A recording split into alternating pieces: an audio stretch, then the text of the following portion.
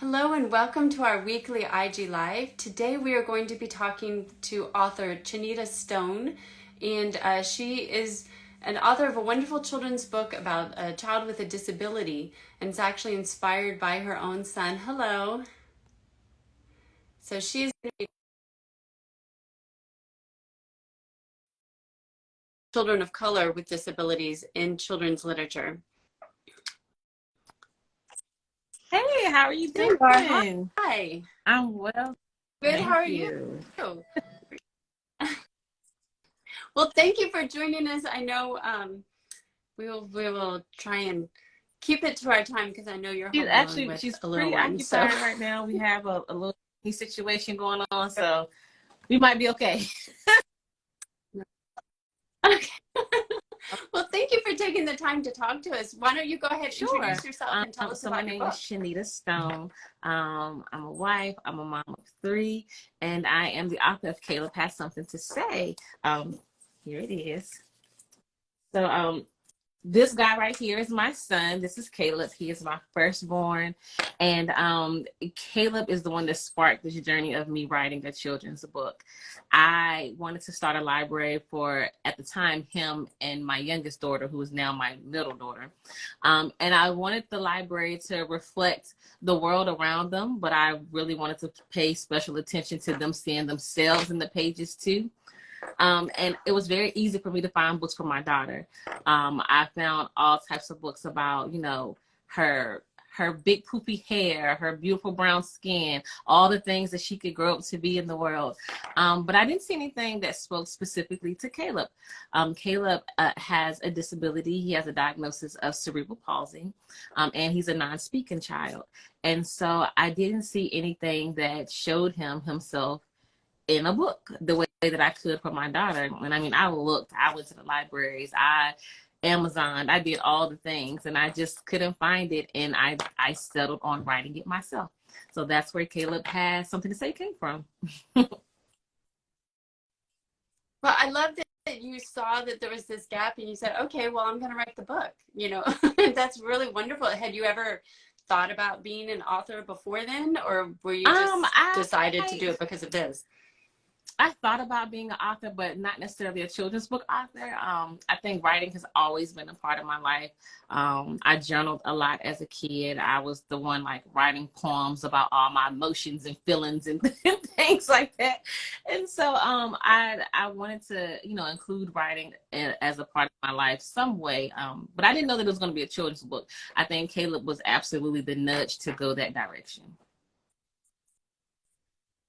And now that you have, do you think sure. that you're I going to write definitely am going to write more. The response that we've gotten for Caleb Has Something to Say, I definitely know that it is a space for him. And so I would like to continue to build on his story. But as I mentioned, I have 2 other children, and one in particular has kind of nudged me like, hey, where's my book? I can totally see that. All of my kids are a trip. So they give me a lot of material. So I definitely want to continue to just share about them and give them, just a voice out here in the kids lit space. Because why not? Why not? And to go back to your book about Caleb, I know you said that there really wasn't that much about kids with disabilities, especially with his, but also especially kids of color with disabilities. If you do find kids with disabilities in books, they're most often white. So was that something you had been thinking about, and can you tell us a little more about what response you've gotten? Because I imagine there must be a lot of parents exactly who are right. So when I said that I was searching high and low, the few that I found, most of the times the main character was a child of another race. Most of the time it was a white child, or either it would be like it would be a part of his disability. So Caleb, he uses a wheelchair. He's a non-speaking child. He just has a different level of cerebral palsy, because cerebral palsy is very broad. It can affect people in many different ways. So maybe the book was about a child who could speak or who could walk, or no one that was specific to him. And then none of them ever looked like him. And so that's why I was like, okay, I want this particular book to show him, like through and through, from the top of his head to the bottom of his feet. I want this book to represent him. And when we did it, the response was, hey, there's so many other kids just like him, and we were looking for the same thing. I always enjoy telling about the grandmothers who message me or see me and like, hey, my granddaughter or my grandson, you know, your son reminds me so much of them. I was so glad to find your book. Like, that really touches my heart, because I'm like, okay, that's what I wanted. Like, that's what I was looking for, and I felt away when I couldn't find it. So I'm happy that I have something in place, so then when you go looking for it, it's there for you. Oh, that must be such a great feeling to it get those really is. messages. It really, really is. And what does Caleb think about Caleb, it? you know, we do a lot of observing Caleb. Anytime that I've done an event and he's been present, he seems to be like very chill about it. Like really like, oh, that's not me on the cover of the book. You know, the story isn't about me. But I would hope that he's very proud and excited to have this part of him represented, and to have so many people affected by learning more about him, and just giving people the confidence. The goal is to give kids the confidence to ask questions, so that those bridges can be, you know, so those gaps could be bridged together. And it's not this whole like, oh, I'm scared to talk to Caleb, or, you know, this is uncomfortable. And so I think the book has done its job from what we can see, and I would hope that Caleb's very proud of that. Yeah, you bring up a really good point, because it's not just for Caleb and other kids like him, but it's for all kids, because like you said, create that kind of empathy and like a safe space to ask questions and to learn more. Because I think you're right. I think sometimes kids are just kind of scared, or they're nervous and they're not really sure what to say. And so this book really helps them kind of think it through, Yeah, and make it more normal. definitely. Like, just We've normalize had it. such a great feedback from friends and family that already know us, that who have been around Caleb, and then the book comes out and they're like, oh wow, I didn't know that, you know, I didn't know this about him, or I didn't know this was the best way to, you know, interact with him. So definitely, I feel like it just started a conversation for everyone. Yeah. What do you think was most surprising to people? Is there like one aspect, or I is think it it's just a kind bunch of of a different bunch of things. different things? I think a big thing is just his personality overall. Again, I think by nature, Caleb was a very cool, calm, collected type of kid. And most times when people are around him, they don't see the Caleb that we see at home. They don't see him cracking up laughing. Or on the other end, they don't see him crying over something that he's upset about. Like, they don't really attach any type of emotion or personality to him. And that's just because he doesn't give much when he's around people. So I think reading the book, just seeing like, oh, he'll do that when he's hungry, or oh, he'll do that when he's happy. Like, I love seeing that. People love seeing that side of him. So I think it was just, Caleb has a personality, and I think the book showed that. I love that. And can you tell us a little bit more about, okay, so you had this idea that you wanted to write this book. How did you go about it? I am. And I believe you're self-published, right?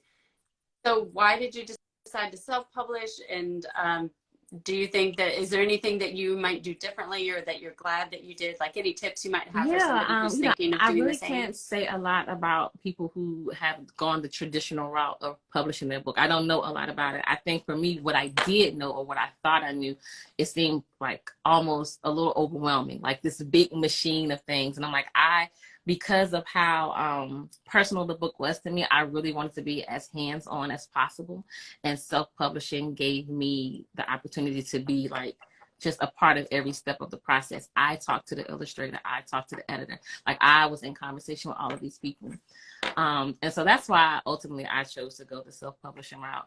Also, I think because I used to call it my passion project, and I've changed it to my purpose project. But because I was so passionate about it, I felt like I was just scared to hand it over to anyone else. Like, I just wanted to make sure the story is told how it needs to be told, in the way that I wanted it to be told.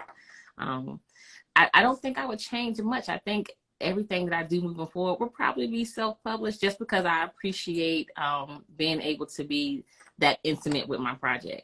I appreciate being able to have a direct conversation with the person that's going to be drawing my characters and let them know, like, I really would like the hair to look like this. Like, in Caleb Has Something to Say, it's, I kind of look like myself in the book now, but I was very specific about how I wanted my hair because I tend to stay in braids and things like this. So I wanted someone that could understand that and not be told, oh, we can't go this way with it. Like, that would make me mad if somebody told me that.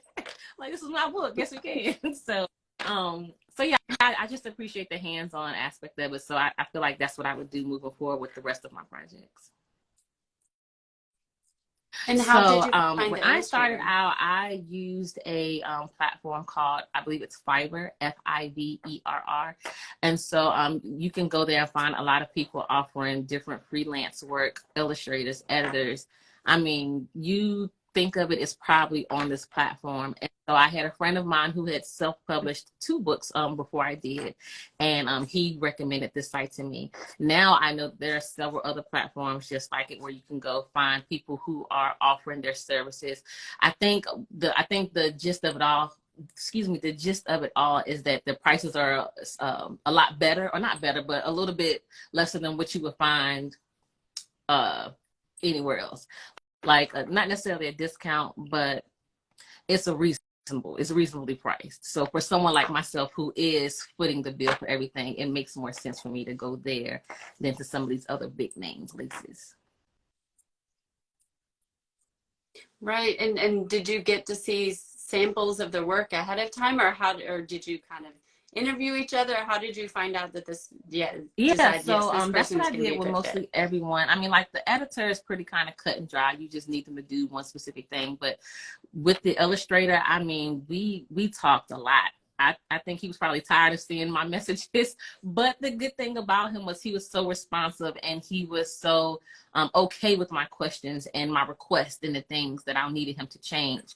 I really looked up with my illustrator. He shared some of his family history with me, and I learned that his sister and Caleb had a lot of things in common. And so he was just very familiar with some of the equipment and just some of the positioning and things that I needed for to be displayed in my book. He was already kind of, familiar and knowledgeable of that. And so it was really easy to work with him. Oh, that's great. That is really like serendipity to Yeah, find I somebody was our sending him background. pictures. I sent him like a couple of pictures of like Caleb and myself and everyone else in the book to say like, hey, I want you to get like as close as possible to what we look like. Like I want to look at the book and see us. And I really think Caleb, if you've ever seen a real picture of my son, like this is him. This is literally him. So he did an amazing job. I love it. And how did you find the marketing aspect of it? Because I know some of the authors that we interview, they say that was kind of something that kind of surprised them, because it's so different. You think of writing Right. as this really creative process, and then you into marketing, it's like switch over to kind of a different way of thinking. Was that hard for you, It or was was a that little hard something when you I enjoyed? realized it was something that I needed to be doing. I really went into this process. Like I said, it was a passion project, so it was full on emotion and feelings, and I didn't really have my business hat on, to be honest. And so when I finished the book, luckily we had such a huge community back where we're from. So I'm in Washington, but I wrote this book in Virginia. And I really think that community of people helped propel this book. I know in my future projects, I would really have to be like 10 toes down on marketing and really like do it the right way. But this one really, it kind of flew on its own, whether it was family, friends, word of mouth, his school community was very supportive. Our church community was very supportive. Some of his people that he received services from, like therapists and doctors, their offices were very supportive. So just overall, I think we just already had that community in place for us. So I didn't have to work too hard on marketing. And I did I post things on Instagram. My Instagram is not the most consistent thing, but that was like the only other tool I had. So it really worked out for us. We were really blessed in this particular book experience, but I do know that in my next ones I'll probably have to do a little bit more footwork than I did with Caleb Has Something to Say. Oh, Although now you have the network of all these people that That's have already true. bought the Yeah. first book, so they probably. Can you tell us, just to wrap up, because we are coming up on time, and I want to be respectful of your time. You talked about how at first you called it a passion project, and now you call it a purpose project. So what's the difference, and why did you change the calling purpose project? And then do you have any tips for people who maybe have these big ideas, but they're not really sure, like something to help them kind of carry it through? And actually, because here you've had this dream, but you made it a reality. Do you have Yeah, any so tips for people to about your that? first question, I think when it was a passion project, it really was just built on emotion for me. Like, I'm big mama bear and my baby needs representation, and that's what I'm going to do, right? I think purpose project came when I began to see the impact it had on other people, and I realized that not only did I write a children's book, but this is a part of my family's testimony. You know, me and my husband's testimony as parents. We were pregnant with Caleb, and he came into this world, and none of the things that transpired post birth were we aware of. We didn't know. Everything was a big old surprise, and that was quite a journey for us. Not always the happiest place for us, and I just feel like having Caleb made us have to be very vulnerable, and we weren't very vulnerable people. We kind of had our feelings and we kept them to ourselves. Caleb has pushed us in a good way to give the testimony of him, and not only just him, but just our family life in general. And so it's so much more than passion now. It's purposeful. When people hear it, they feel a way, they can relate to it, they share their stories with us and say, hey, I also felt the same way. Thank you for sharing your story, because now I can share mine. That's purpose. So it's my purpose project now. Thank you. Oh, that is so And then beautiful. tips for people who are just trying to get a project off the ground, who are passionate or feel purposeful towards something. One, you gotta bet on yourself. You just gotta know that you are enough. That's something that I talk about often, about just kind of feeling out of place. Like, what am I doing here calling myself an author or a writer? You gotta believe in you. And you just gotta, my kids and I, we do affirmations in the morning, and I always tell them, if something happens today that you don't like, God willingly, you have tomorrow, and you just gotta put your best foot forward. So believe in yourself and put your best foot forward. Another thing that's coming to mind is write it down. My husband is big on write it down and make it plain. Write it down so you can see it, so it's real to you. Once it's real to you and you're invested in it, you can block out what other people think, and you can move forward with getting the job done. So that's what I. Oh, those are such great tips, the affirmations and believing in your, excuse me, believing in yourself and writing it down. I can also, yeah, I know you had mentioned about journaling. That kind of falls right in line with that also, but as a way to make it real and to kind of get it out of your head Yeah, and put it down, make definitely. it more concrete. I love it. Well, we are so happy that you made your dream a reality and that you put this book out into the world, and can't wait to see what else you're going Thank to you be so much doing. for Thank you having for me. I taking time to talk appreciate to it. us. All right. Bye. Thanks, everybody.